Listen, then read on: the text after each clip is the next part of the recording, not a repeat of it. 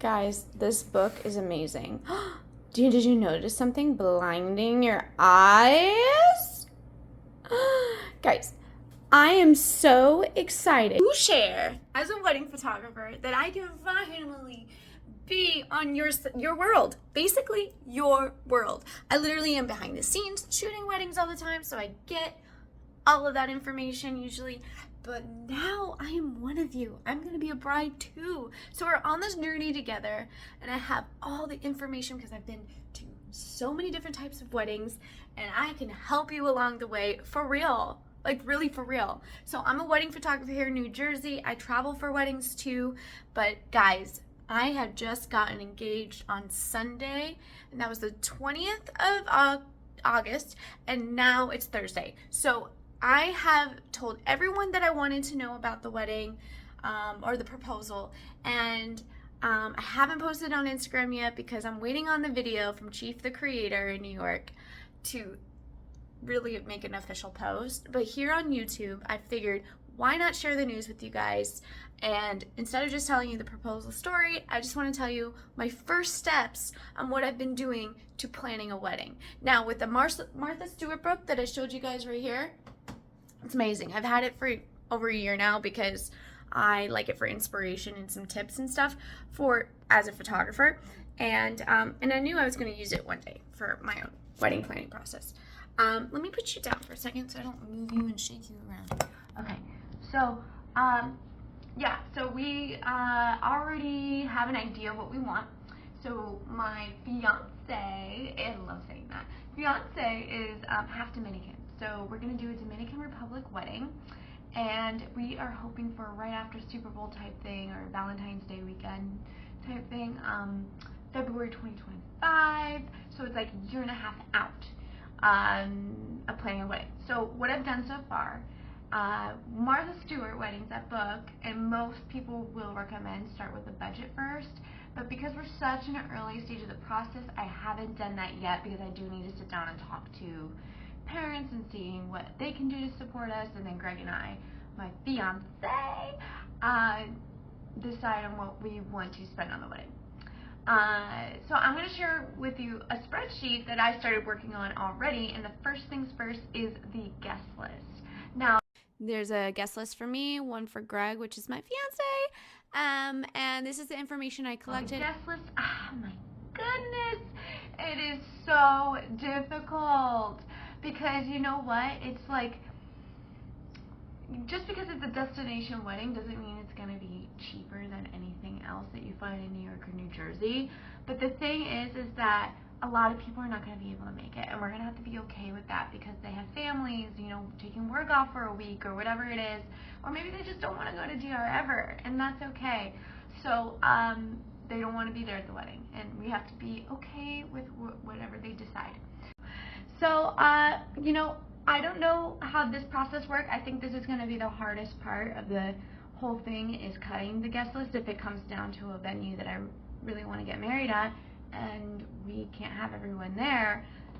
I'm going to have to make those cuts, and I have to be okay with that. So, but, you know, it's never easy to tell someone no, and I understand that. And we're going to have to move past it. But we're still so early in the stage. We haven't even picked the venue yet. I'm just putting it out there because I think some of you that also are planning a wedding are going to struggle with that and have to come to your senses on, like, there's a budget and there's your dream. So you gotta somehow blend them and collaborate with that. All right. Another thing I've done in this spreadsheet when first planning a wedding, I've created a timeline. Now I am a timeline person. Like when it comes to even my own clients, this is one of the first things I do and help them map out their wedding day so they know when they're taking pictures, because honestly most of the wedding is with a photographer. So getting an idea of when photos and videos are happening, when breaks are happening, when I'm doing touch-ups for makeup is going to be super important. So I already mapped that out. And another very important thing to me is the sunset timing during cocktail hour, because I want my cocktail hour to be 90 minutes so me and my fiance can go out for golden hour portraits, which is the best time for pictures. for a quick like 15-20 minutes and get to enjoy our cocktail hour with our family and friends, because it's usually the best food and it's the best time. So I want to be there, part of that. So that's my big request. So you can see here, put in an hour and 30 minutes for cocktail and created a whole timeline for that. Now, if you're looking for a timeline for your wedding day, there's a link below so you can get one for you as well. Or you can just copy mine. Mine is for a 5:30 ceremony, and just copy that. Okay, so I also made a tab for must-haves. These are my must-haves. I haven't even talked to my fiance yet, but he's kind of just like whatever you want, which is quite nice. But I do want to know what's really important to him. So I made a yes list that's important to me. I know it looks like it's overwhelming, but some of these are just like basic yeses. And then this is the absolute no. And then these are TBD, as in like, it would be nice if possible, but I'm not going to have my heart broken.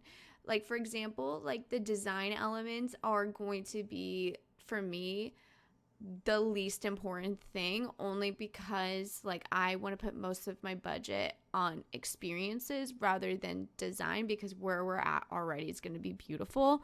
But if we have time or we have the money to afford it, this is kind of like where I think I'm leaning towards.